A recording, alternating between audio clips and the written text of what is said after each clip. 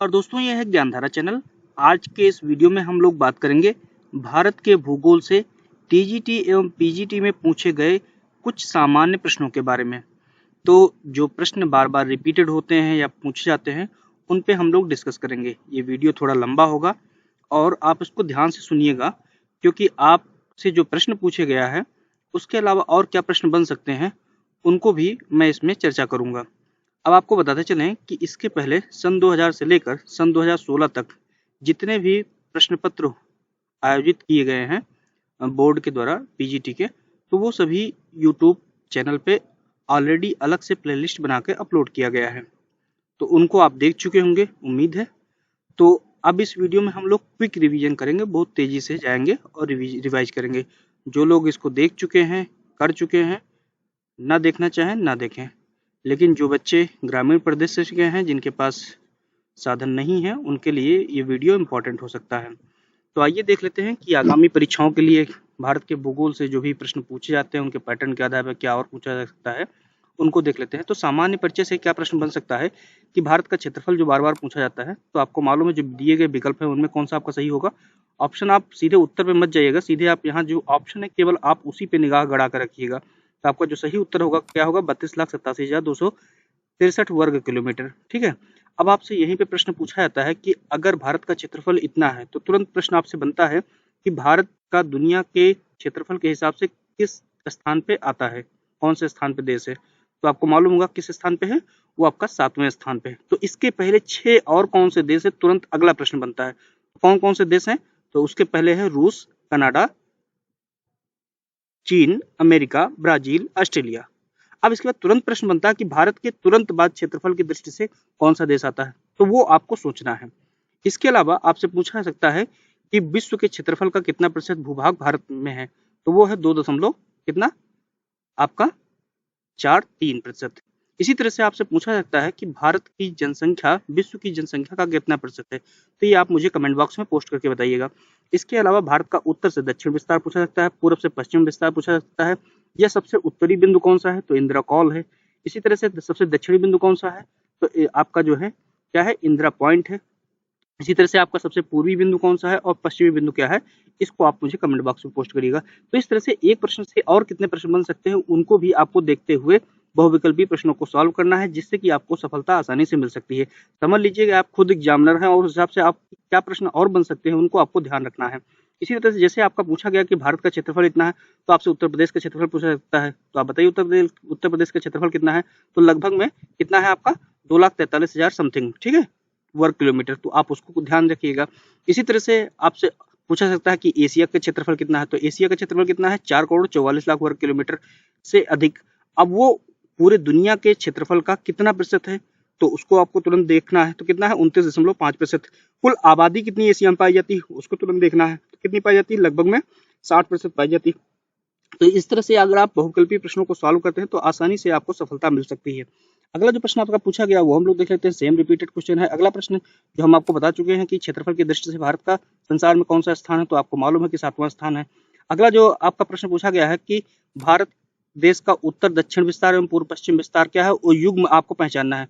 तो भारत का उत्तर से दक्षिण जो विस्तार है वो कितना है, 3214 किलोमीटर से है, और आपका जो उत्तर से पूर्व से पश्चिम है वो आपका 2933 किलोमीटर है। ठीक है। अगला जो आपसे प्रश्न पूछा गया है कि कथन दिया हुआ कि बिहार भारत का एक पिछड़ा राज्य है, कारण दिया हुआ कि यहाँ के विकास का स्तर में क्षेत्रीय भिन्नता मिलती है। अब आप बताइए कि आपका क्या सही होगा। पहला कथन भी सही है, दूसरा भी कथन सही है, और दोनों व्याख्या कर रहे हैं। ठीक है। अगला जो प्रश्न आपसे पूछा गया है कि इंदिरा पॉइंट क्या है, इंदिरा पॉइंट कहाँ पर है, तो आपके ऑप्शन जो दिए हुए हैं उनमें से बिल्कुल एग्जैक्टली तो सही नहीं है, लेकिन जो बिल्कुल आसपास वो 6 डिग्री 35 मिनट है, जबकि होना क्या चाहिए, 6 डिग्री 45 मिनट 10 सेकंड होना चाहिए। तो वो आपका जो है उत्तर हो जाएगा सही। अगला जो प्रश्न आपसे पूछा गया कि भारत की केंद्रीय या उत्तर रेखा है, ऑप्शन दिए हुए हैं, आप उनको देख लीजिए। आपको मालूम है 82.5 डिग्री है, तो आपका पहला विकल्प सही हो गया। अब आप बताइए कि यह जो है जो ग्रीनविच टाइम है उससे कितना समय आगे है या कितने समय पीछे है, तो आगे है कि पीछे, पहले आप डिसाइड करिएगा। तो आपको पता चल गया कि आगे है, प्लस में है, तो मतलब क्या होगा कि 5.5 घंटे ग्रीनविच रेखा से आगे है समय। अगला जो प्रश्न आपसे तुरंत पूछा सकता है कि केंद्रीय जो देशांतर रेखा है भारत की, जो IST है, वो भारत के किन किन राज्यों से होकर गुजरती है, कौन से राज्य हैं, तो उनको तुरंत आप मुझे कमेंट बॉक्स में पोस्ट करिएगा। अगला प्रश्न जो आपसे पूछा जाता है वही सेम प्रश्न आपका दिया हुआ है। अगला जो प्रश्न है आपका कि कोलकाता में अगर 88 डिग्री 30 मिनट पूर्वी देशांतर है, यदि सूर्योदय समय 6:10 है, तो मुंबई में सूर्योदय का समय क्या होगा? ऑप्शंस जो दिए हुए हैं उनके अनुसार आपका क्या सही होगा, वो आपका होगा 7:12। क्यों होगा? आपको सिंपल सी मालूम है कि आपका 15 डिग्री चेंज होने पर कितना होता है, आप 15 डिग्री चेंज होने पर 1 घंटे का अंतर होता है, मतलब कि 1 डिग्री घूमने पर आपका 4 मिनट का अंतर होता है। तो आप आसानी से उसको जोड़ सकते हैं, अगर आगे है तो आप ऐड कर दीजिएगा, अगर पीछे है तो आप घटा दीजिएगा। अगला जो प्रश्न आपसे पूछा गया सेम इसी तरह से प्रश्न पूछा गया है कि भारत का देशांतरी जो विस्तार है वो 68 डिग्री 7 मिनट पूर्व से 97 डिग्री 25 मिनट पूर्व तक है, इसका अक्षांशीय विस्तार कितना होगा? तो अक्षांशीय विस्तार आप लोगों को मालूम होगा कितना है, वो आपका 8 डिग्री 4 मिनट से 37 डिग्री 6 मिनट। अगला तुरंत हम लोग प्रश्न देख लेते हैं कि जब ग्रीनविच में दोपहर का 1 बजा हो तो उस समय भारत का समय कितना होगा? तो आप 5.5 घंटे और एक्स्ट्रा कर दीजिएगा, ऐड कर दीजिएगा, शाम को 6:30 बज जाएगा। अगला जो प्रश्न आपसे पूछा गया है तुरंत हम लोग देख लेते हैं कि कर्क रेखा भारत के किन राज्य प्रांतों से होकर गुजरती है? तो आपको मालूम है कि 8 राज्यों से होकर गुजरती है। कौन कौन से राज्य हैं? गुजरात, राजस्थान, मध्य प्रदेश, छत्तीसगढ़, झारखंड, पश्चिम बंगाल, त्रिपुरा, मिजोरम। तो अब इसमें से आप देख लीजिए कौन सा नहीं है आपका विकल्प, तो आपका जो है उत्तर प्रदेश से होकर नहीं गुजरती है। अगला जो प्रश्न पूछा गया है कि यदि भारत की कर्क रेखा का स्थान पर विषुवत रेखा होती तो यहाँ पे जलवायु का क्या प्रभाव पड़ता? तो ये भी अच्छा प्रश्न है, आपसे पूछा जा सकता है। तो यहाँ पे क्या होता है, अधिक तापमान होता है, अधिक वर्षा होती है, मतलब high temperature and high rainfall. अगला जो प्रश्न है आपका कि कर्क रेखा किस देश से किस नदी को नहीं काटती है? ऑप्शन दिए हुए हैं सोन, रिहन, नर्मदा और बेतवा। तो आपका जो सही विकल्प है वो कौन सा है? आपका नर्मदा, क्योंकि वो उसके दक्षिणी भाग में पड़ता है। अगला जो प्रश्न आपसे पूछा गया कि भारत पाकिस्तान की मध्य सीमा समस्या को लेकर के कुल कितनी बार युद्ध हुआ? ऑप्शन दिए हैं 4, 3, 5, 2। तो आपका जो सही विकल्प कौन सा है? आपका 3, 1948, 1965 और 1999 का जो कारगिल युद्ध हुआ था। ठीक है, और भारत और पाकिस्तान के बीच बांग्लादेश की मुक्ति को लेकर के या पूर्वी पाकिस्तान की मुक्ति को लेकर के 1971 में भी युद्ध हुआ था। तो अगला जो प्रश्न आपका जो है वो अंतर्राष्ट्रीय सीमाओं से लेकर के है। तो आपसे पूछा गया है कि डूरंड रेखा किन दो देशों के बीच से होकर गुजरती है? तो डूरंड रेखा आपकी जो गुजरती है किसके बीच में गुजरती है? वो पाकिस्तान और अफगानिस्तान के बीच में गुजरती है। अगला जो प्रश्न आपसे पूछा गया है कि भारत और चीन की मध्य सीमा रेखा को किस नाम से जाना जाता है? मैकमोहन से जाना जाता है। बहुत आसान सा क्वेश्चन है, आप समझ सकते हैं। ठीक है, रेड क्लिफ कौन सी है? तो आपको मालूम होगा रेड क्लिफ क्या है, भारत और पाकिस्तान के बीच में है। ठीक है, मैकमोहन आपकी भारत और चीन के बीच में है। डूरंड भारत और अफगानिस्तान जो 80 किलोमीटर की सीमा लगती है वहां तक है, लेकिन ऊपर जो दिए गए विकल्प है उनमें आपका था नहीं कि भारत और अफगानिस्तान, इसलिए पाकिस्तान के कुछ पार्ट से अफगानिस्तान की पार्ट को जो लगती है। ठीक है, अगला जो प्रश्न आपसे पूछा गया है कि भारत की भू सीमा तथा जल सीमा को मिलाकर कुल लंबाई कितनी है? तो भारत की जो भू सीमा है आपको मालूम होगा कितना, 15,000 किलोमीटर के आसपास है। ठीक है, और जो स्थलीय जो आपकी जो है जल सीमा है वो कितनी है आपकी, 7516.16 है। अगर द्वीपीय क्षेत्रों को मिला दिया जाए तो कुल मिला के आपकी जो बनती है वो कितनी बन जाएगी, वो 22,560 किलोमीटर के आसपास बन जाएगी। ठीक है, अगला जो प्रश्न आपका बनता है वो बना है कि निम्नलिखित देशों में से किसकी स्थल सीमा भारत के साथ सबसे अधिक है? ऑप्शन दिए हैं चीन, पाकिस्तान, बांग्लादेश, नेपाल। तो बांग्लादेश के साथ सबसे ज्यादा सीमा है जो कि 4096 किलोमीटर लंबी है। इसी तरह से चीन के साथ जो है आपकी 3488 किलोमीटर, पाकिस्तान के साथ 3323 किलोमीटर, नेपाल के साथ 1751 किलोमीटर, म्यांमार के साथ 1643 किलोमीटर, भूटान के साथ 699 किलोमीटर, अफगानिस्तान के साथ 106 किलोमीटर, कहीं कहीं किताबों में 80 किलोमीटर मिलता है। अगला जो प्रश्न आपसे पूछा गया है कि उत्तरांचल का कौन सा राज्य या कौन सा जिला तिब्बत सीमा से नहीं लगा? ऑप्शन दिया उत्तरकाशी, चमोली, पिथौरागढ़ और अल्मोड़ा। तो आपका जो सही उत्तर है वो कौन सा है? अल्मोड़ा। अगला प्रश्न आपके जो है वो है आपके भारत का भौतिक स्वरूप से।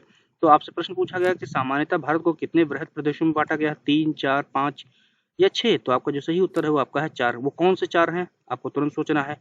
वो है आपका उत्तरी पर्वत, बृहद मैदान, प्रायद्वीपीय उच्च भूमि एवं भारतीय तट एवं द्वीप। तो आपको ये भी मालूम है कि जो भारत है उसको 4 बृहद, 20 मध्यम स्तरीय और 58 लघु स्तरीय भूआकृतिक प्रदेशों में विभक्त किया गया।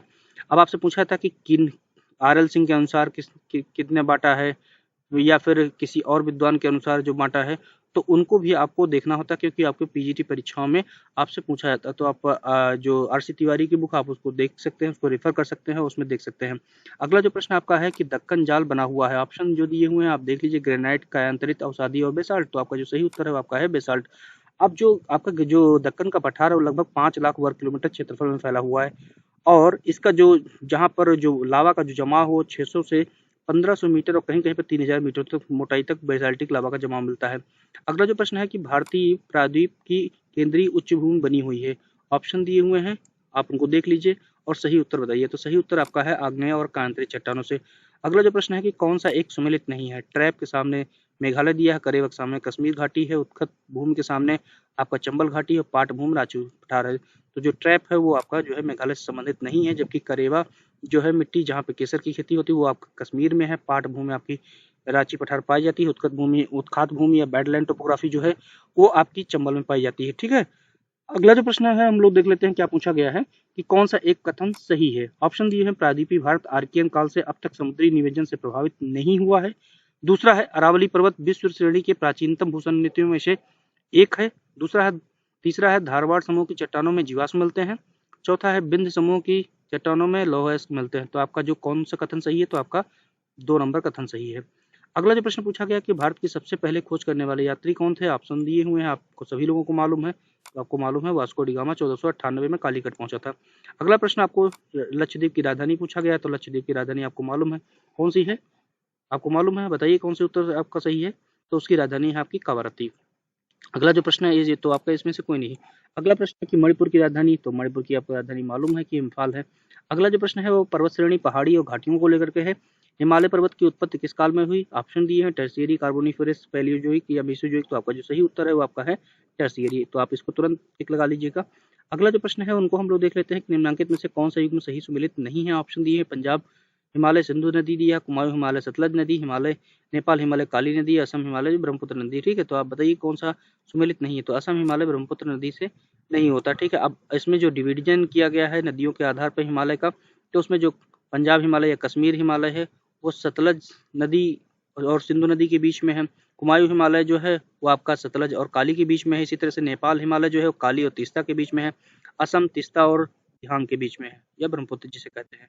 अगला जो प्रश्न आपका जो दिया हुआ है वो आप देखिएगा कि हिमालय की धौलाधर श्रेणी फैली है। ऑप्शन दिए हैं, जम्मू कश्मीर, हिमाचल प्रदेश। तो आपका जो विकल्प है हिमाचल प्रदेश ही सही है। ऑप्शन आप देखने की जरूरत नहीं है। अगला जो प्रश्न आपका पूछा गया है कि कौन सी नवीन श्रृंखला है। ऑप्शन दिए हुए हैं, तो उसमें आपका हिमालय आपका सही उत्तर है। अगला जो प्रश्न है आप सामने देख लीजिएगा कि मैकाल पहाड़ियां वस्तुतः हैं। ऑप्शन जो दिए हुए हैं, भ्रंशोत पर्वत, अवशिष्ट पर्वत, वलित पर्वत या उत्थित पठार के कगार। तो मैकाल पर्वत जो है किसका है, अवशिष्ट पर्वत है। और अगला जो प्रश्न है वो हम लोग देख लेते हैं कि दून घाटी कहाँ मिलती है। ऑप्शन दिए हैं, महान हिमालय, लघु हिमालय, शिवालिक या उपरोक्त में से कोई नहीं। तो जो आपका जो दून है वो आपका जो दिए हुए हैं उनमें से क्या है, किसी में नहीं आ रहा है। अगला जो आपका प्रश्न है वो हम लोग देख लेते हैं क्या प्रश्न है कि उत्तरांचल की प्रसिद्ध दून घाटी स्थित है। ऑप्शन जो दिए हुए हैं वो है आपका क्या, लघु हिमालय और शिवालिक के मध्य में। ठीक है, तो अगला जो प्रश्न है हम लोग देख लेते हैं कि केदारनाथ और बद्रीनाथ स्थित है। ऑप्शन दिए हैं, पंजाब हिमालय या कुमायूं हिमालय, असम हिमालय, नेपाल हिमालय। तो आपका जो सही उत्तर है वो आपका कुमायूं हिमालय है, उत्तराखंड का।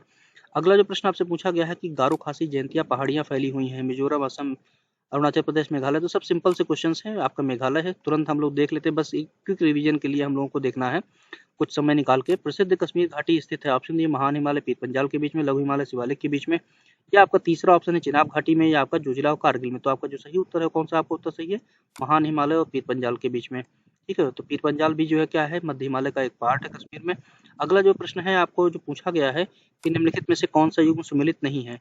माउंट आबू के सामने अरावली दिया है, तो माउंट आबू जो अरावली में है ही, यहीं की जो सबसे ऊंची जो शिखर है जो भी है वो उसका नाम है क्या, गुरु शिखर, जो कि 1722 मीटर ऊंचा है। इसी तरह कोडाई कनाल आपका अन्नामलाई है। इसी तरह से ऊटकमंड आपका नीलगिरी है और शिमला जो है पीर पंजाल है। तो आपका जो है क्या है कि कोडाई कनाल का जो संबंध है वो पालनी की पहाड़ियों से है। ठीक है, और वो आपकी अन्नामलाई से नहीं है, तो आपका ये सम्मिलित नहीं है।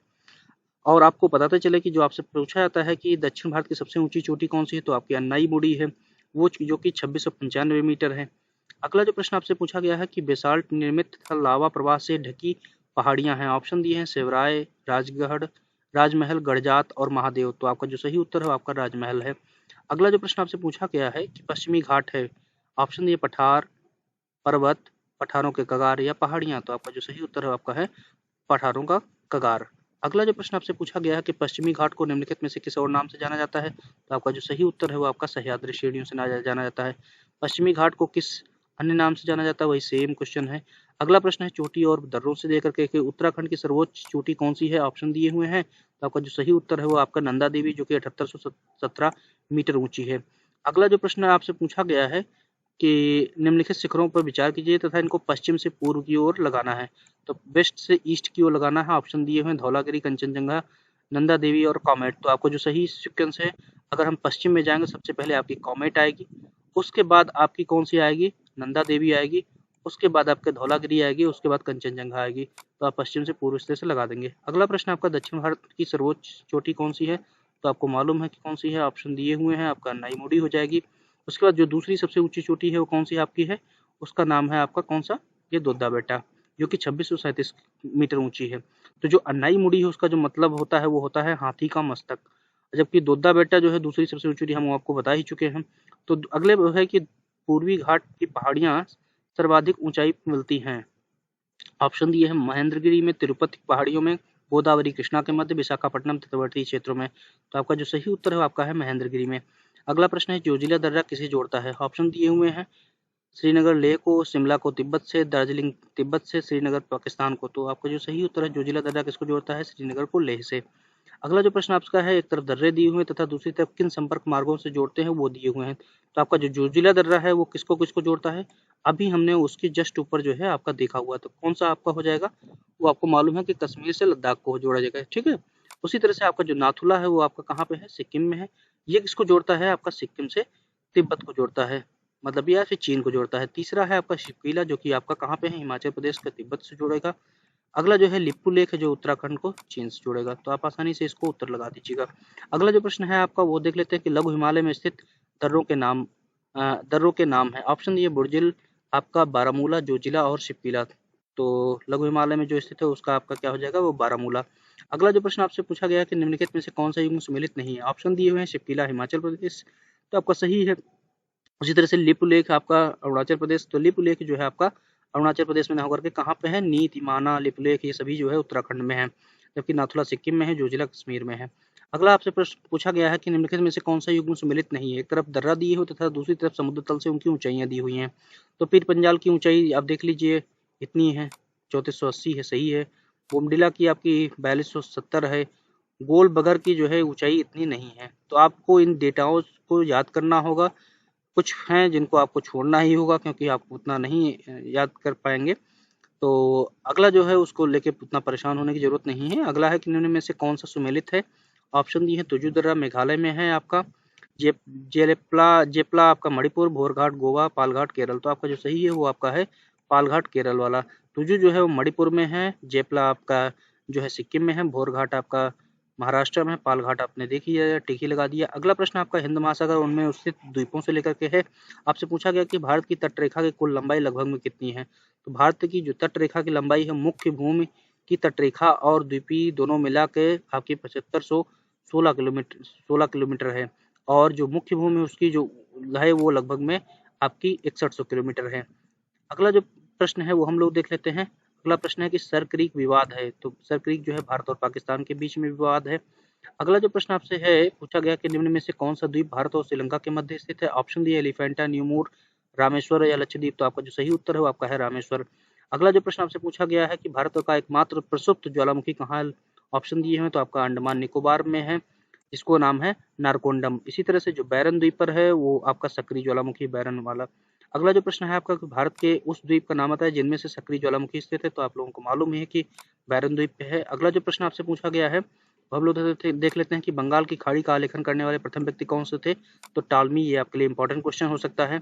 डंकन दर्रा किसके बीच में स्थित है। ऑप्शन दिए हुए हैं अंडमान तथा निकोबार द्वीप समूह के बीच में, दक्षिणी तथा मध्य अंडमान के बीच में, उत्तरी एवं मध्य अंडमान के बीच में, या उत्तरी एवं दक्षिणी अंडमान के बीच में। तो आपका जो सही उत्तर है वो आपका दक्षिणी और मध्य अंडमान के बीच में है। अगला जो प्रश्न आपसे पूछा सकता है कि भारत में सबसे बड़ी समुद्री रेखा वाला राज्य है। ऑप्शन दिए हुए हैं आपका, तो जो दिए गए विकल्प हैं उनमें आपका जो है आंध्र प्रदेश है, जबकि जो सीक्वेंस है सबसे ज्यादा अंडमान निकोबार, उसके बाद गुजरात, फिर उसके बाद आंध्र प्रदेश, उसके बाद आपका तमिलनाडु, महाराष्ट्र आता है। अगला जो प्रश्न है आपका जो है निकोबार द्वीप, ऑप्शन दिए हैं कि 22 द्वीपों का समूह है, 21 द्वीपों का है, या 21 का है, या फिर 12 का है, या 25 का। तो आपका जो सही उत्तर है वो आपका ये है। अगला जो प्रश्न आपसे पूछा गया है कि कोरोमंडल तट का विस्तार है? ऑप्शन दिए हुए हैं कृष्णा नदी से डेल्टा से गंगा नदी के डेल्टा तक, दूसरा है कुमारी द्वीप से कृष्णा नदी के डेल्टा तक, सूरत से गोवा तक या सौराष्ट्र से कोंकण तक। तो आपका जो सही उत्तर है वो आपका है कुमारी अंतरीप, मतलब कन्याकुमारी से लेकर कृष्णा नदी के डेल्टा तक कोरोमंडल तट पाया जाता है। अगला प्रश्न आपसे भारत का में प्रवाल रचना पाई जाती है? ऑप्शन दिए खंबात की खाड़ी में, मन्नार की खाड़ी में, गोवा के निकट या अंडमान निकोबार द्वीप समूह में। तो प्रवाल रचना जो आपकी पाई जाती है वो मुख्यतः भारत के 4 क्षेत्रों में पाई जाती है। कौन कौन से क्षेत्र हैं आपके? कच्छ की जो है खाड़ी, लक्षद्वीप, पाक की खाड़ी और मन्नार की खाड़ी तथा अंडमान निकोबार। तो आपके जो इसमें है वो 2 विकल्प सही है। कौन कौन से? एक मन्नार की खाड़ी आपका सही है और दूसरा आपका अंडमान निकोबार सही है। अगला जो प्रश्न आपसे पूछा गया कि भारत की सबसे बड़ी खाड़ी है? ऑप्शन दिए हुए हैं आपके खंबात का, मन्नार का, कच्छ की या बंगाल। तो आपको मालूम बंगाल की खाड़ी है। तो बंगाल की खाड़ी का जो क्षेत्रफल है वो आपका लगभग में कितना है? 21,73,000 वर्ग किलोमीटर है। अगला जो प्रश्न है प्रजातियों एवं जनजातियों को लेकर के है। गोंड प्रचुरता में पाए जाते हैं मध्य भारत में, दक्षिण भारत में, उत्तरी भारत में या उत्तरी पूर्वी भारत में। तो आपका जो सही उत्तर है आपका मध्य भारत में। अगला जो प्रश्न है वो हम लोग देख लेते हैं। अगला प्रश्न आपसे जो पूछा गया है कि आप बताइए कि कुल जनसंख्या में अनुसूचित जनजाति की जनसंख्या का उच्चतम प्रतिशत पाया जाता है? ऑप्शन दिए हुए हैं। तो प्रतिशत में पूछा गया है तो आपका मिजोरम होगा, अगर संख्या में पूछा जाता तो आपका जो है मध्य प्रदेश होता। तो अगला जो प्रश्न है वो हम लोग देख लेते हैं कि आपसे पूछा गया खासी जनजाति मूल रूप से निवास करती है बिहार, असम, मध्य प्रदेश या पश्चिम बंगाल। तो आपका जो सही उत्तर है वो आपका है असम। और जो विशेषता पाई जाती है वो आपकी मेघालय में पाई जाती है, गारो, खासी और जयंतिया।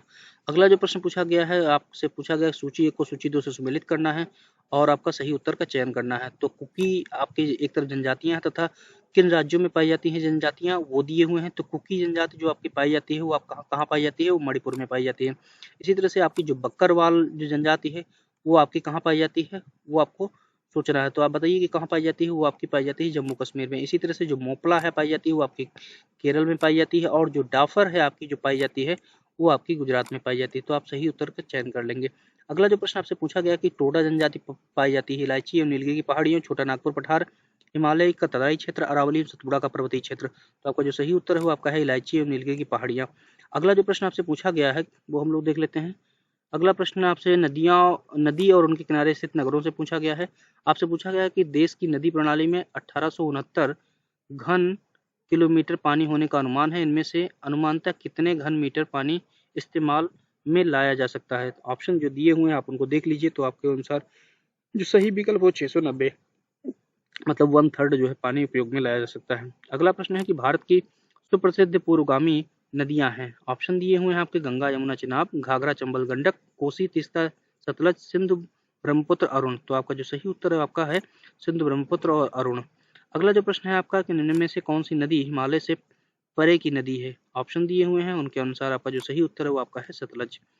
अगला जो प्रश्न है तो सतलज आपको मालूम है कि जो निकलती है वो राकस ताल से निकलती है जो कि समुद्र तल से 4572 मीटर ऊंचाई से निकलती है और इसे तिब्बत में लांगकेन जांगबो के नाम से जाना जाता है और शिपिला दर्रे से भारत में प्रवेश करती है और इसी पे भाखड़ा नांगल बांध भी स्थित है। अगला जो प्रश्न है आपका गंगा नदी के डेल्टा निम्न में से किस प्रकार का डेल्टा है? ऑप्शन दिए हैं पक्षी डेल्टा, ज्वारनदमुख डेल्टा, चापाकार या रुंडी डेल्टा। तो आप सभी लोगों को मालूम है कि चापाकार डेल्टा है। तो आपसे जो पूछा जाता है कि कई बार पूछा जाता है कि ज्वारनदमुखी डेल्टा कौन कौन से, तो आपको उदाहरण के लिए अगर देखा जाए तो नर्मदा ताप्ती का डेल्टा, मैकेंजी का डेल्टा, बिस्चुला का डेल्टा, ओब का डेल्टा, हडसन नदियों का डेल्टा, ये सभी जो है क्या है आपके ज्वारनदमुखी डेल्टाओं के उदाहरण है। इसी तरह से पंछी का डेल्टा का जो सबसे बढ़िया दुनिया में उदाहरण मिलता है वो मिसिसिपी नदी का डेल्टा मिलता है और चापाकार का जो सबसे अच्छा बेस्ट एग्जाम्पल मिलता है वो आपका नील नदी का डेल्टा मिलता है। अगला प्रश्न आपसे जो पूछा गया कि भारत की प्रमुख नदियां और उद्गम स्थलों को मिलाना है आपको। तो आपको यमुना नदी कहाँ से निकलती है? आपको तुरंत लगा देना है यमुनोत्री पे लगा देना है। इसी तरह से आपका कृष्णा नदी कहाँ से निकलती है? तो कृष्णा नदी आपकी निकलती है महाबलेश्वर से। इसी तरह से गोदावरी जो आपकी निकलती है वो आपकी निकलती है नासिक से। ठीक है, उसी तरह से आपका जो है महानदी जो निकलती है वो कहाँ से निकलती है? सिंघावा की पहाड़ियों से। आप आसानी से इनको लगा दीजिएगा। अगला जो प्रश्न पूछा गया वो हम लोग देख लेते हैं। अगला प्रश्न है निम्नलिखित में से किस नदी को बिहार का सूख कहा जाता है? सब लोगों को मालूम है, कोई उसमें नया नहीं है। अगला है बिहार नदी किन 3 नदियों के मिलने से बनती है? आपके ऑप्शन दिए हुए हैं मयनगाड़ी, बाड़ी, त्रिशूली, सुन, अरुण, तामूर, शारदा, सरजू, राप्ती, बनास, सिंध, बेतवा। तो आपका जो सही उत्तर है वो आपका है सुन, अरुण, तामूर। अगला प्रश्न है कि ऐसे कितने नदी बेसिन हैं जिनका प्रवाह क्षेत्र 20,000 वर्ग किलोमीटर से अधिक है?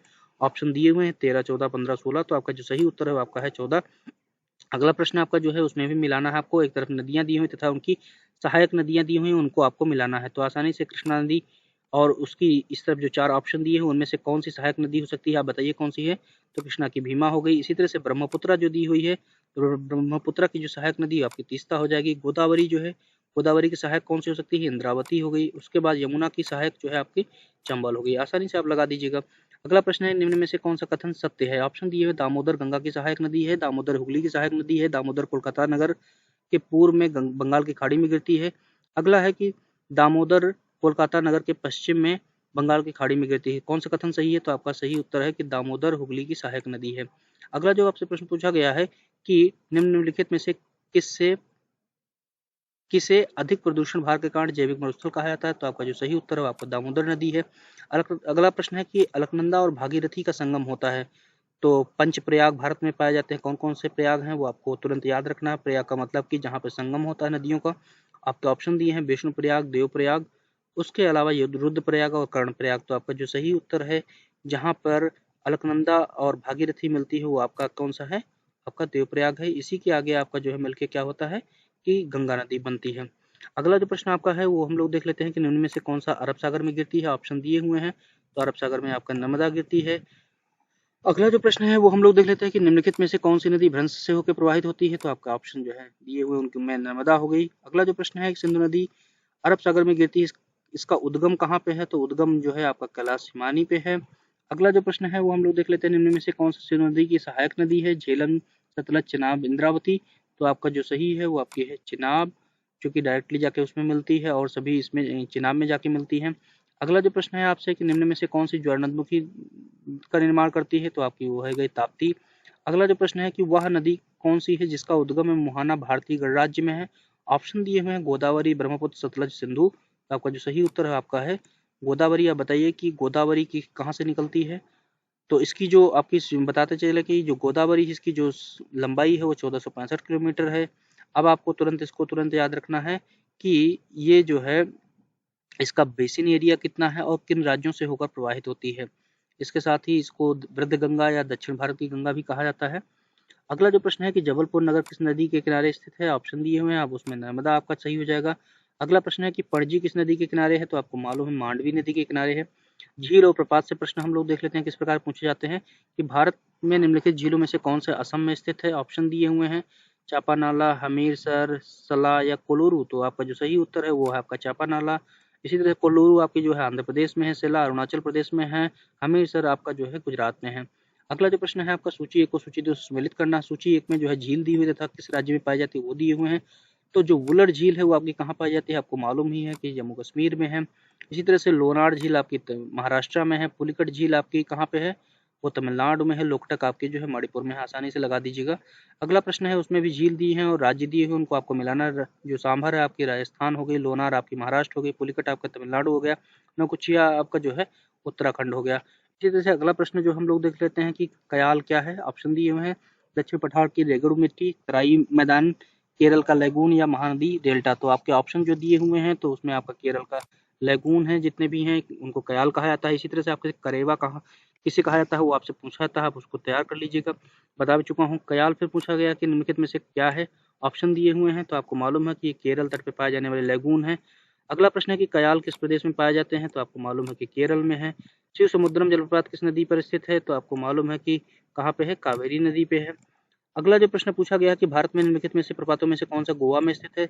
लैंडसिंग प्रपात, धुआंधार प्रपात, दूध सागर प्रपात या नोखली कई प्रपात। तो आपका जो सही उत्तर है वो आपका है कौन सा, दूध सागर प्रपात। जो आपका लैंडसिंग प्रपात है वो मेघालय में, धुआंधार मध्य प्रदेश में, दूध सागर आपका गोवा में बता ही चुका हूँ, नोखली कई आपका मेघालय में है। तो लैंडसिंग और नोखली कई आपकी मेघालय में प्रपात है। इसी तरह से आपका जलवायु से जो प्रश्न पूछे जाते हैं उनको देख लिया जाए। कथन दिया हुआ है कि हिमालय पर्वत शीत ऋतु में उत्तर की ओर आने वाली भारत पवनों से भारत की रक्षा करता है। कारण दिया है कि हिमालय विश्व की सर्वोच्च एवं नवीनतम श्रेणी है। तो आपका दोनों कथन सही है और व्याख्या भी सही कर रहा है। अगला जो प्रश्न है आपका वो हम लोग देख लेते हैं। अगला प्रश्न है कि उसमें भी कथन कारण वाला है कि हिमालय शीत ऋतु में उत्तर की ओर से आने वाली ठंडी पवनों से भारत की रक्षा करता है। और कारण दिया हुआ है कि हिमालय विश्व की सर्वोच्च एवं तृतीय युग की निर्मित वलित श्रृंखला है। तो ये भी आपका सही है, दोनों कथन सही हैं और कारण भी सही है। अगला है कि कोपेन के जलवायु वर्गीकरण के अनुसार भारत में CWG प्रकार की जलवायु पाई जाती है। ऑप्शन दिए हुए हैं पूर्वी राजस्थान, उत्तरी पूर्वी भारत, गंगा मैदान या छत्तीसगढ़ का मैदान। तो आपका जो सही उत्तर है वो आपका गंगा का मैदान है। अगला जो प्रश्न आपसे पूछा गया है कि कोपेन महोदय के अनुसार इलाहाबाद नगर की जलवायु कौन सी है, तो आपके ऑप्शन दिए हैं CWG, CWA, CFC, CSB। तो आपका जो सही उत्तर है आपका CWG है। अगला जो प्रश्न है कि कोपेन द्वारा जलवायु वर्गीकरण में कोरोमंडल तट की जलवायु प्रदर्शित की गई AMW प्रकार के, AS प्रकार का, AW प्रकार का या CWG प्रकार का। तो आपका जो सही उत्तर है वो आपका है AS प्रकार का। AMW जो है आपका केरला का तट हो जाएगा। AW क्या है वो आप सोच के बताइएगा। अगला जो प्रश्न आपसे पूछा गया है, आपको बताते चले कि कोपेन ने जो 5 प्रमुख जो प्रदेशों का विभाजन किया था उसमें ABCDEFE तक रखा हुआ था। तो आपका जो A है वो आपका क्या है, मेगा थर्मल रीजन है। B जो है आपका जीरोफाइट है। जो C है आपका वो आपका जो है क्या है, मेसोथर्मल है। D आपका माइक्रोथर्मल है और E आपका हेकिस्टोथर्मल है। अगला जो प्रश्न है कि थानवेट के वर्गीकरण के अनुसार भारत का अधिकांश भाग की जलवायु पाई जाती है। ऑप्शन दिए हुए हैं, तो आपका जो सही उत्तर है वो CA-W प्रकार का है। अगला प्रश्न है, निम्न में से किसकी भारत में ग्रीष्मकालीन मानसून के आगमन में प्रभावी भूमिका होती है। ऑप्शन दिए हैं लेनो, तिब्बत के पठार का तापमान, हिमालय की अवस्थिति या दक्षिणी दोलन। तो आपका जो सही उत्तर है वो आपका है हिमालय की अवस्थिति। अगला प्रश्न है कि भारत में सर्वाधिक वर्षा किस माह में होती है। ऑप्शन दिए मई में, जून में, जुलाई में या अगस्त में। तो आपका जो सही उत्तर है आपका हो गया जुलाई में। अगला जो प्रश्न आपसे पूछा गया है कि निम्न में से किस राज्य में जाड़े में ऋतु में वर्षा होती है। ऑप्शन दिए हुए हैं आपका, उसमें हो जाएगा तमिलनाडु। अगला जो प्रश्न है आपसे कि कोरोमंडल तट पर सर्वाधिक वर्षा होती है। ऑप्शन दिए हैं पश्चिमी विक्षोभ से, दक्षिणी पश्चिमी मानसून, उत्तरी पूर्वी मानसून या स्थानीय पवनों से। तो आपका उत्तर हो गया उत्तरी पूर्वी मानसून। अगला प्रश्न है कि भारत के में से कौन से क्षेत्र में वार्षिक वर्षा का सर्वाधिक विचलन मिलता है। ऑप्शन दिए हुए हैं आपके अरुणाचल, छोटा नागपुर पठार, मालवा का पठार या निम्न कर्नाटक पठार। तो आपका जो सही उत्तर है निम्न कर्नाटक का पठार है। अगला प्रश्न है दक्षिणी पश्चिमी मानसून चलती है। ऑप्शन दिए हुए हैं मई से सितंबर, नवंबर से जनवरी, अक्टूबर से जनवरी या उपरोक्त में से कोई भी नहीं। तो जो दक्षिणी पश्चिमी मानसून चलता है वो जून से लेकर सितंबर तक चलता है, इसलिए इसमें कोई भी विकल्प सही नहीं है। अगला प्रश्न जो है आपका वो है कि उत्तरी पश्चिमी भारत में शीतकालीन वर्षा होती है। उत्तरी पश्चिमी मानसून, उत्तरी पूर्वी मानसून, पश्चिमी विक्षोभ या स्थानीय झंझावात। तो आपका जो सही उत्तर है वो आपका पश्चिमी विक्षोभ है। अगला प्रश्न आपसे पूछा गया है कि जाड़े के दिनों में भारत में उत्तरी पश्चिमी भागों में वर्षा होती है। ऑप्शन दिए हुए पश्चिमी विक्षोभों से, आपको बता चुके हैं, ये कई बार प्रश्न आपसे पूछा जाता है। उत्तरी पश्चिमी भाग में शीतकालीन वर्षा होती है, तो आपको मालूम ही है, सभी कई बार इस तरह का प्रश्न पूछा गया है, तो इसको आप विशेष ध्यान रखिएगा। उत्तरी भारत में शीतकालीन वर्षा के होने के कारण कौन सा है, सब आपको मालूम है। अगला प्रश्न है कि ग्रीष्मकालीन वर्षा की मात्रा को ध्यान में रखते हुए निम्नलिखित शहरों को वर्षा के संदर्भ में कौन सा सही अनुक्रम है। तो ऑप्शन दिए हुए अहमदाबाद, कोलकाता, इलाहाबाद। आपको दिए हुए जो सीक्वेंस दिए हुए हैं उनमें आपका जो सही सीक्वेंस है वो कोलकाता, इलाहाबाद, अहमदाबाद है। तो कोलकाता में सबसे ज्यादा, उसके बाद इलाहाबाद, फिर उसके बाद अहमदाबाद। अगला जो प्रश्न आपका दिया हुआ निम्न में से कौन सा पर्वतीय क्षेत्र अधिकतम वर्षा प्राप्त करता है। पर्वतीय क्षेत्र अधिकतम वर्षा प्राप्त करता कौन सा है आपका, नीलगिरी, खासी पहाड़ियां, सतपुड़ा और पश्चिमी घाट। तो आपका जो सही उत्तर है वो आपका क्या है, खासी पहाड़ियां। अगला जो प्रश्न है वो हम लोगों से पूछा गया है कि आम्र वर्षा होती है। ऑप्शन दिए हैं असम, बंगाल में, दक्षिणी भारत में, उत्तरी पश्चिमी भारत में या आपका उत्तरी भारत में। तो आपका जो सही उत्तर है आम्ल वर्षा जो होता है, मैंग्रो शॉवर्स होते हैं, वो आपका दक्षिणी भारत में होता है। काल बैसाखी कहाँ कहा जाता है, आपको मालूम है, आप बताइए मुझे कमेंट बॉक्स में पोस्ट करके। और चेरी ब्लॉसम कहाँ कहा जाता है वो भी आप बताइए। अगला प्रश्न है कि कोलकाता किस शहर किस प्रकार की जलवायु का प्रतिनिधित्व करता है। ऑप्शन डी भूमध्य सागरीय, यूरोप, पश्चिमी यूरोप तुल्य, सवाना तुल्य या मानसूनी। तो आपको मालूम है क्या, मानसूनी तुल्य है आपका, ठीक है। यहाँ पे आपका जो है गलत दिया हुआ है, मानसूनी तुल्य है आपका। अगला जो प्रश्न है आपका, हाँ, अगर किसी के प्रकार के अनुसार पूछा जा रहा है तो अलग बात है। अगला प्रश्न है कि भारत के निम्नलिखित महानगरों में से अधिकतम वार्षिक तापांतर कहाँ पाया जाता है। ऑप्शन दिए हैं दिल्ली, मद्रास, मुंबई, कोलकाता। तो आपका जो सही उत्तर है आपका है दिल्ली। अगला प्रश्न है भारत में शुष्कतम स्थान का नाम बताइए। तो आपका वो हो गया जैसलमेर। अगला जो प्रश्न आपसे पूछा गया है कि प्राकृतिक आपदाओं से कि भारत के निम्न में से कौन सा क्षेत्र सूखा प्रवण क्षेत्र है। ऑप्शन दिए है तीस्ता घाटी, रांची का पठार, कोंकण या रायलसीमा। तो आपका जो सही उत्तर है वो आपका है रायलसीमा।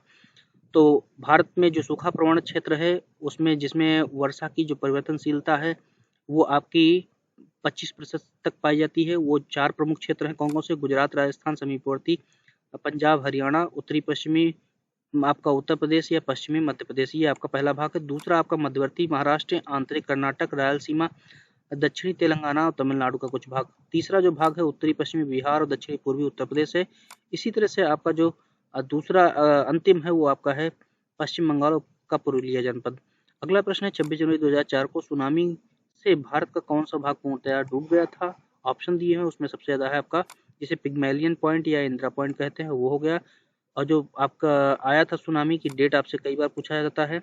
अगला प्रश्न है कि बंगाल की खाड़ी में उष्णकटिबंधीय चक्रवातों की बारंबारता किस ऋतु में सर्वाधिक होती है? ऑप्शन दिए दक्षिणी पश्चिमी मानसून, लौटते हुए मानसून, शीत ऋतु या ग्रीष्म ऋतु। तो आपका जो सही उत्तर है वो लौटते हुए मानसून से। अगला प्रश्न मिट्टियों से है, हम लोग देख लेते हैं कि किस फसल के लिए काली मिट्टी उपयोगी होती है। तो काली मिट्टी किसके लिए उपयोगी होती है? कपास के लिए होती है, जिसे रेगुर मिट्टी या काली कपास की मिट्टी भी कहा जाता है, जिसमें जल धारण की क्षमता होती है और ये ज्यादातर भारत के दक्कन के पठार में पाई जाती है। अगला जो प्रश्न है आपका है कि भारत में निम्नलिखित मिट्टियों में से कपास की खेती कौन सर्वाधिक उपयुक्त है? तो आपका सेम क्वेश्चन है, कपास की खेती के लिए कौन सा है आपका? तो आपका ये सेम क्वेश्चन हो गया। अगला प्रश्न, गुजरात प्रदेश अधिकांशतः आच्छादित है आपका काली मिट्टी से। अगला जो प्रश्न आपसे पूछा गया है कि निम्नलिखित में से किस राज्य में जलोढ़ मिट्टी सबसे कम है? ऑप्शन दिए हुए हैं, तो जलोढ़ सबसे कम आपका मध्य प्रदेश में जो दिए गए विकल्प हैं उनके अनुसार। अगला प्रश्न, निम्न में से किस प्रकार की मिट्टी भारत में नहीं पाई जाती है? ऑप्शन दिए हैं लोएस का, जलोढ़, लेटराइट, काली, तो लोएस आपका यहाँ वही पाई जाती है। अगला प्रश्न है आपका भाबर मृदा बनी होती है खुरदुरे दानों से, यह पाई जाती है यहाँ पर। ऑप्शन दिए छोटा नागपुर का पठार, राजस्थान की मरुभूमि, उसके बाद समुद्री क्षेत्र, तराई के उत्तर या शिवालिक के साथ। तो आपका जो सही उत्तर है आपका तराई के उत्तर और शिवालिक के साथ पाई जाती है भाबर मिट्टी, जो कि 8 से 16 किलोमीटर चौड़ी पट्टी है। अगला है शिवालिक के दक्षिण भाग को कहा जाता है, ऑप्शन दिए हुए हैं, तो आपका भाबर और तराई का क्षेत्र कहा जाता है। अगला प्रश्न है आपका सही कथन पर विचार कीजिए तथा कूट के साथ सही उत्तर का चयन कीजिए। आपका जो प्रश्न पूछा गया है कि भारत में मिट्टी अपरदन की समस्या संबंधित है। ऑप्शन दिया अत्यधिक वर्षा से, निर्वनीकरण से, अत्यधिक कृषि से या अत्यधिक चराई से। तो आपका जो सही उत्तर है वो आपका कौन सा सही हो जाएगा? आपका 2, 3, 4 सही हो जाएगा, मतलब निर्वनीकरण, अत्यधिक कृषि या अत्यधिक सिंचाई, अत्यधिक चराई से, इसकी वजह से मिट्टी में अपरदन हो रहा है। ठीक है। अगला जो प्रश्न है हम लोग देख लेते हैं कि भारतीय कृषि अनुसंधान परिषद ICAR के अनुसार भारत की मिट्टियों को कितने वर्गों में बांटा गया है? ऑप्शन दिए हैं 6, 7, 8, 9। आपका जो सही उत्तर है वो 8 है। कौन कौन सी मिट्टियां हैं? जलोढ़, काली, लाल, लैटराइट, जंगली एवं पर्वतीय, शुष्क एवं मरुस्थलीय, लवणी या क्षारीय, और 8वां है गीली दलदली मिट्टी, जिसे पीट मिट्टी कहते हैं। अगला जो प्रश्न है आपसे प्राकृतिक वनस्पतियों से है कि साल के वृक्ष संकेंद्रित हैं तमिलनाडु, असम, बिहार, मध्य प्रदेश में। तो आपका जो सही उत्तर है मध्य प्रदेश हो गया। अगला प्रश्न है कि भारत में प्रति व्यक्ति वन की उपलब्धता कितनी है? ऑप्शन दिए हुए हैं, तो 2015 है 2000 उसके आंकड़ों के अनुसार अगर देखा जाए तो 0.58 हेक्टेयर प्रति व्यक्ति है। अगला जो प्रश्न है आप इसके लेटेस्ट डेटा को जरूर देख लीजिएगा।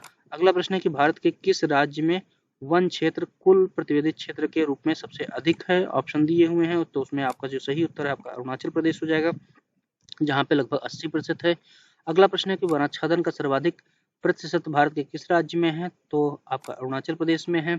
अगला प्रश्न है कि भारत में प्राकृतिक वनस्पति के संबंध में कौन सा कथन सही है? ऑप्शन दिए हुए हैं कि अधिक वर्षा वाले क्षेत्रों में सघन उष्णकटिबंधीय वन पाए जाते हैं। दूसरा है कि औसत वर्षा वाले क्षेत्रों में मानसूनी वन पाए जाते हैं। तीसरा है न्यून वर्षा वाले क्षेत्रों में शीतोष्ण घास के मैदान पाए जाते हैं, या उपरोक्त सभी। तो सभी आपके तीनों कथन ऊपर सही हैं। अगला प्रश्न है कि सुंदर वन किस प्रकार के वन है? ऑप्शन दिए ज्वारी, मानसूनी, उष्णकटिबंधीय, शंकुधारी। तो आपका जो सही उत्तर है आपका हो गया ज्वारी वन। अगला प्रश्न है कि निम्न में से कौन से वैश्विक विरासत वन कहे जाते हैं? ऑप्शन दिए हैं नंदनकानन सुंदर वन का पश्चिम बंगाल में सुंदरवन, असम में काजीरंगा, भारतीय वानस्पतिक उद्यान शिवपुर। तो आपका जो सही उत्तर है वो आपका सुंदरवन को वैश्विक विरासत वन भी कहा जाता है। आपसे प्रश्न इसके बाद कई बार पूछा जा चुका है। अगला प्रश्न है कि भारत में सुंदरवन किस वनस्पति में पाए जाते हैं? ऑप्शन दिए हैं उष्णकटिबंधीय सदाबहार, उसके बाद उष्णकटिबंधीय मानसूनी, ज्वारी या मरुस्थलीय। जो आपका सही उत्तर है आपका जो हो गया ज्वारी। अगला जो प्रश्न आपसे पूछा गया है कि उष्णकटिबंधीय सदाबहार वन पाए जाते हैं, तो आपका हो गया कहाँ पे? उड़ीसा, असम, पश्चिम बंगाल सभी जगह पाए जाते हैं। उष्णकटिबंधीय सदाबहार वन वहाँ पाए जाते हैं जहाँ पर वार्षिक वर्षा लगभग 200 सेंटीमीटर या 200 सेंटीमीटर से अधिक होती है, जो कि भारत में असम, केरल, पश्चिम बंगाल, उड़ीसा, अंडमान निकोबार, मेघालय, मणिपुर, त्रिपुरा, मिजोरम, पश्चिमी घाट में पाए जाते हैं। अगला प्रश्न आपका जो है देवदार वृक्ष अधिक उगता है, ऑप्शन दिए हुए हैं, तो आपका पश्चिमी हिमालय में ज्यादातर देवदार वृक्ष मिलते हैं आपको। अगला प्रश्न है कि भारत में चंदन की लकड़ी वन सर्वाधिक कहाँ पाए जाते हैं? तो आपका जो सही उत्तर है वो आपका है नीलगिरी की पहाड़ियाँ। अगला नीलगिरी की पहाड़ियों में वो भी कहाँ पे, किन राज्यों में? आपका कर्नाटक, तमिलनाडु, केरला के पार्ट में। अगला जो प्रश्न आपसे पूछा गया है कि केरल हिमालय में शंकुधारी वृक्ष जो है कितनी ऊंचाई पाए जाते हैं? ऑप्शन दिए हुए हैं, आप उनको देखिए। 500 से 1500, उसके बाद 1000 से 3000, 1500 से 3500, उसके बाद 3000 से मीटर से या उससे अधिक। तो आपका जो सही उत्तर है वो आपका 1500 से 3500 है।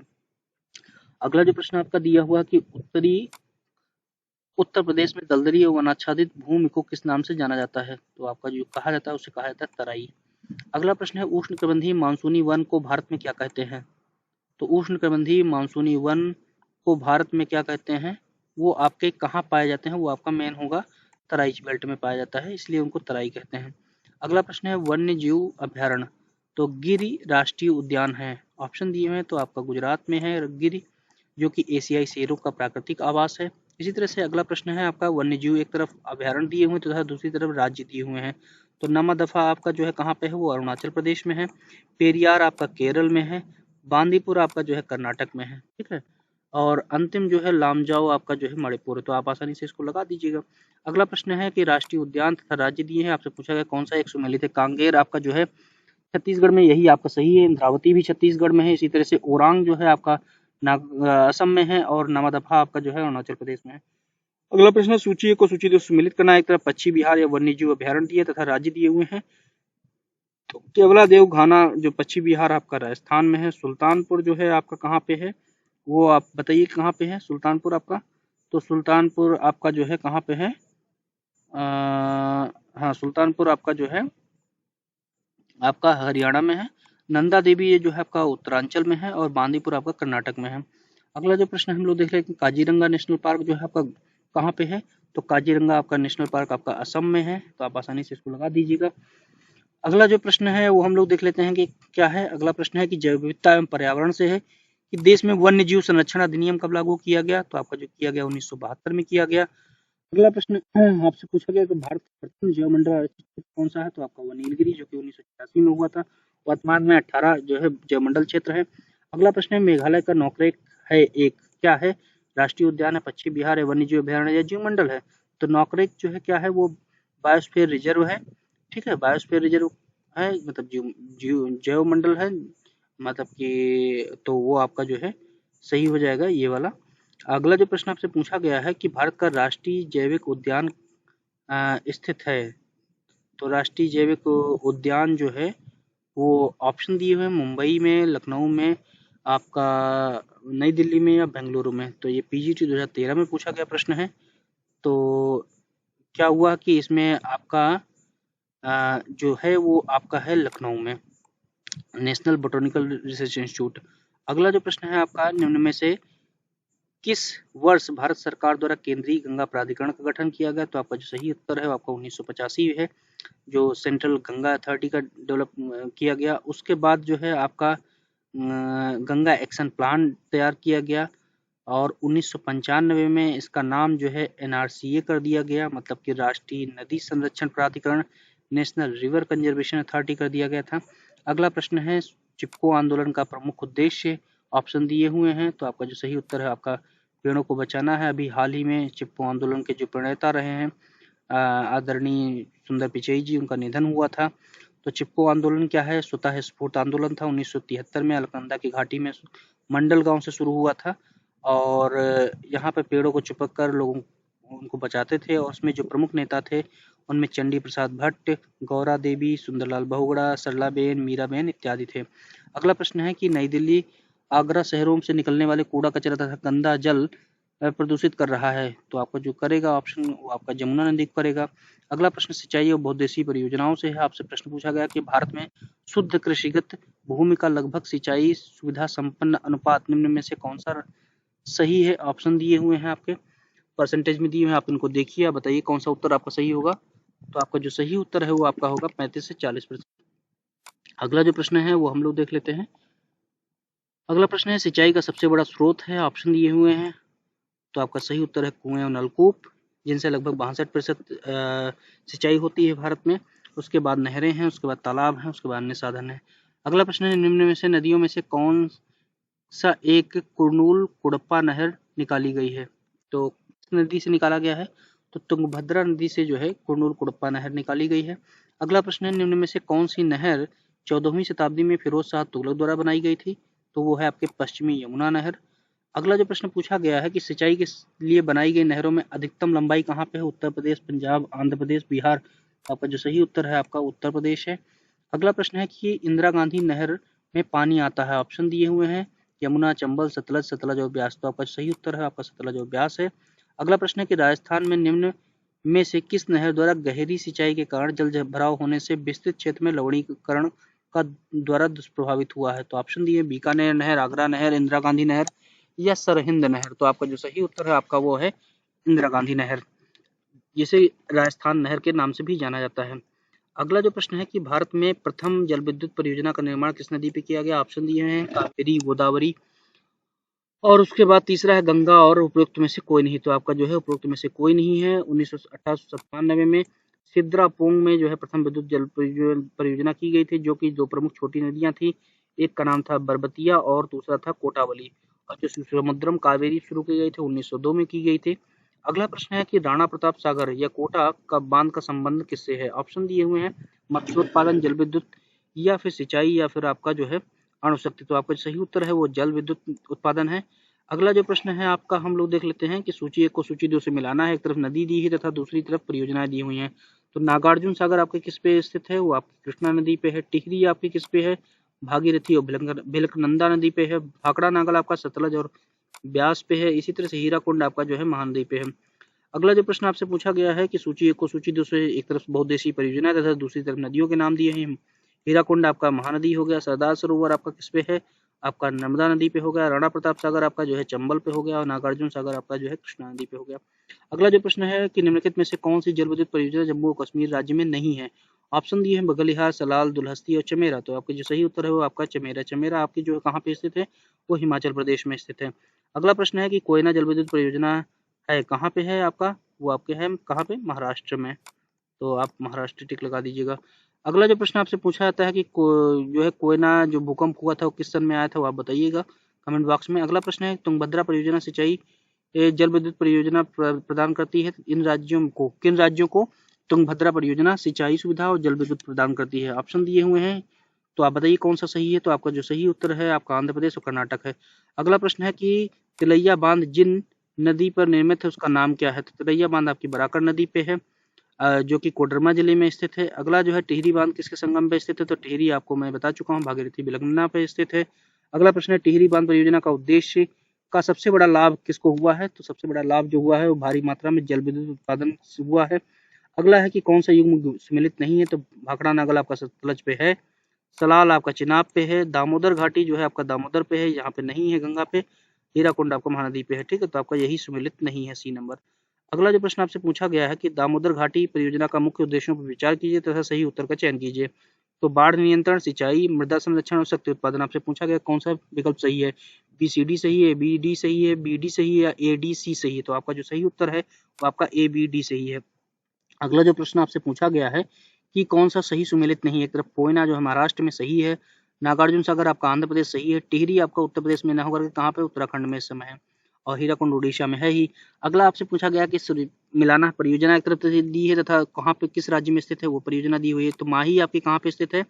तो माही आपकी जो स्थित है वो बनबकोरी में स्थित, बनक बोरी में स्थित है। ठीक है, अगला जो है फरक्का जो है आपका कहाँ पे स्थित है?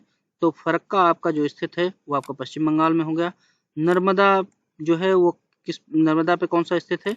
वो आपका जो है सरदार सरोवर हो गया, और दामोदर घाटी आपका जो है मैथन हो गया। आप इसको आसानी से मिला दीजिएगा। अगला प्रश्न आपसे जो पूछा गया नर्मदा घाटी, नर्मदा विवाद परियोजना कौन से राज्य से संबंधित नहीं है? ऑप्शन दिए मध्य प्रदेश, गुजरात, महाराष्ट्र, राजस्थान और संबंधित सभी।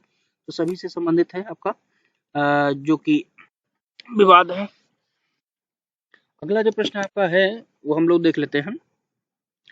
इस सरदार सरोवर परियोजना के विरोध का सबसे बड़ा कारण क्या था? ऑप्शन दिए हैं विस्थापितों का असंतोष, पुनर्वास, विशाल वन क्षेत्र के जलमग्न होने की संभावना, पुरातात्विक महत्व के स्थलों का जलमग्न हो जाना, या फिर मत्स्य आखेट समाप्त हो जाने की आशंका। तो आपका जो सबसे बड़ा जो विवाद था वो था विस्थापितों का असंतोषप्रद पुनर्वास, मतलब रिहेबिलिटेशन ऑफ पीपल्स। अगला जो आपका प्रश्न है कि नागार्जुन परियोजना बांध किस नदी पर बनाया गया? ऑप्शन दिए हुए हैं आपका कृष्णा नदी पे बनाया गया था। अगला जो प्रश्न है हम लोग देख लेते हैं। हीराकुंड परियोजना किस पे है? वो आपको मालूम है, महानदी पे। अगला, हीराकुंड बांध किस नदी पर बनाया गया? सब कुछ मालूम है आपको। सूची 2, एक तरफ सूची में बांध दिए तथा दूसरी किस नदी पे दिए हुए हैं बांध, वो आपका दिया हुआ। तो तिलैया जो बांध है वो किस पे है? तिलैया बांध आपकी बराकर नदी पे है। पंचेत हिल किस पे है आपका? पंचेत हिल आपका जो है किस पे है? दामोदर पे है। राणा प्रताप सागर आपका चंबल पे है। माता टीला आपका जो है बेतवा पे है।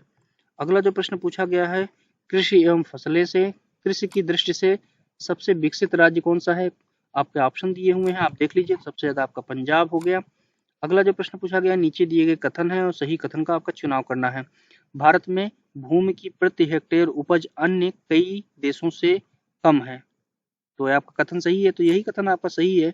अगले भी कथन पढ़ लेते हैं, यही आपका सही उत्तर है। अगला कथन पढ़ लेते हैं कि हरित क्रांति से हमारा तात्पर्य पृथ्वी को हरा भरा बनाने के उद्देश्य से नहीं, जबकि हरित क्रांति का उद्देश्य था खाद्यान्न उत्पादन में वृद्धि। अगला है कि जोतों पर सीमा से हमारा अर्थ जोत का न्यूनतम आकार है, जो कि एक कृषक परिवार के पास अवश्य होना चाहिए, ये भी सही नहीं है। अगला है सरकार की कृषि मूल्य नीति से सीमांत किसान बहुत अधिक लाभान्वित है, तो ये भी नहीं। तो अगला जो प्रश्न है कि खरीफ की फसल की अवधि होती है, तो खरीफ की फसल की अवधि जो है जून से लेकर अक्टूबर तक होती है, जिसमें आप धान मक्का ये सब बोते हैं ना। अगला जो प्रश्न आपसे पूछा गया है कि क्या पूछा गया कि भारत में हरित क्रांति कहाँ सफल हुई? ऑप्शन दिए हैं प्रायद्वीपीय भारत में, या मध्यवर्ती भारत में, या फिर आपका पंजाब एवं हरियाणा के क्षेत्र में, या फिर आपका भारत के पूर्वी तटीय प्रदेश में। आपका जो सही उत्तर है पंजाब, हरियाणा और पश्चिमी उत्तर प्रदेश में। और अगर हरित क्रांति का जनक किसे कहा जाता है भारत में, तो एम.एस. स्वामीनाथन है। विश्व स्तर पे जो कहा जाता है वो नामन ई बोलांग को कहा जाता है। हरित क्रांति में जो मुख्य गेहूं की फसल यूज हुई वो मैक्सिकन गेहूं हुआ। अगला जो प्रश्न है कि निम्नलिखित में से कौन सा सुमेलित नहीं है? ऑप्शन दिए हुए हैं हरित क्रांति खाद्यान्न उत्पादन, ये आपका सही है। नीली क्रांति मछली पालन, ये भी सही है। श्वेत क्रांति दुग्ध उत्पादन, ये भी सही है। पीली क्रांति आपका जो है इस्पात उत्पादन से न होकर के किस क्रांति से संबंधित है? आप बताइए। पीली क्रांति आपका जो संबंधित है वो तिलहन के उत्पादन से है। इसी तरह से आपसे पूछा जाता है कि सुनहरी क्रांति वो फसल और सब्जी से है। काली क्रांति पेट्रोलियम उत्पादन से है। गोल्ड क्रांति आलू उत्पादन से है। लाल क्रांति मांस एवं टमाटर उत्पादन से है। भूरी क्रांति उर्वरक उत्पादन से है। अगला प्रश्न है पीत क्रांति किससे संबंधित है? तो आपका तिलहन से हो गया। अगला है सूची 1 को सूची 2 से मिलाना है। एक तरफ कृषि के प्रकार तथा दूसरी तरफ कृषि से संबंधित क्षेत्र है। तो आपका जो स्थानांतरणीय कृषि है वो कहाँ पाया जाता है? आप बताइए कहाँ पाई जाती है? तो आपकी पाई जाती है नागा पहाड़ियों में। इसी तरह से जो जीविका कृषि है वो आपकी कहाँ पाई जाती है? तो जीविका कृषि आपको पाई जाती है गंगा के डेल्टा में। इसी तरह से वाणिज्यिक कृषि जो आपकी पाई जाती है कहाँ पे? वो आपकी अमेरिका के प्रेरी मैदान में। और रोपड़ कृषि आपके असम के बागान में। अगला जो प्रश्न आपसे पूछा गया है कि असम में स्थानांतरणीय कृषि को क्या कहते हैं? तो आपके झूम कहते हैं। अगला जो प्रश्न है आपसे पूछा गया है कि निम्नलिखित में से कौन सा कथन कारण वाला है? कि कथन दिया हुआ कि सभ्य देशों की तुलना में भारतीयों का जीवन स्तर बहुत ही निम्न स्तर का है। कारण दिया हुआ कि भारत में उन सभी कारकों एवं संसाधनों का अभाव है जिनमें मानव जीवन की सार्थकता उद्देश्य जीवंतता की पूर्ति हो सके। अब आप बताइए कि कौन सा कथन सही है? तो आपका जो पहला कथन है वो सत्य है, दूसरा कथन असत्य है। ठीक है। अगला जो प्रश्न है कि कथन दिया हुआ कि उत्तर भारत के मैदान में वर्षा की मात्रा पूर्व से पश्चिम की ओर घटती जाती है। सही बात है। अगला है कारण दिया हुआ कि उत्तर प्रदेश में गेहूं का वृहद उत्पादन है। तो आपके दोनों कथन सही है, लेकिन पहले कथन की व्याख्या दूसरा कथन नहीं कर रहा है। अगला प्रश्न है कि भारत में कौन सा प्रदेश मसालों का बगीचा कहा जाता है? आपको बहुत मालूम, कक्षा 5 से ही पढ़ते आए हैं, केरल है। अगला प्रश्न है कि भारत में किस क्षेत्र को धान का कटोरा कहा जाता है? तो जो कहा जाता है वो कहा जाता है कृष्णा और गोदावरी के मैदान को। उत्तर प्रदेश में चावल का कटोरा किसे कहा जाता है, या धान का कटोरा किसे कहा जाता है, किस जिले को कहा जाता है? आप बताइएगा कमेंट बॉक्स पोस्ट करके, आप जानते होंगे। अगला प्रश्न है कि भारत में चावल का बृहत्तम उत्पादक राज्य कौन सा है? तो आपके ऑप्शन दिए हैं पश्चिम बंगाल, उत्तर प्रदेश, पंजाब और छत्तीसगढ़। आपका जो सही उत्तर है आपका पश्चिम बंगाल है। अगला प्रश्न है कि भारत में सर्वाधिक गन्ना का उत्पादन करने वाला राज्य कौन सा है? तो आपका उत्तर प्रदेश है। अगला जो आपसे प्रश्न पूछा गया वो हम लोग देख लेते हैं। तो उम्मीद है कि इस तरह से आप जल्दबाजी में प्रश्नों को खटाखट रिवाइज कर डालिए एक बार जो आप पढ़ चुके हैं, जिससे कि आपको कॉन्फिडेंस आ सके और पेपर आप ढंग से दे सकें। अगला प्रश्न है कि भारत में गन्ने के उत्पादन के घटते क्रम में चार चार राज्यों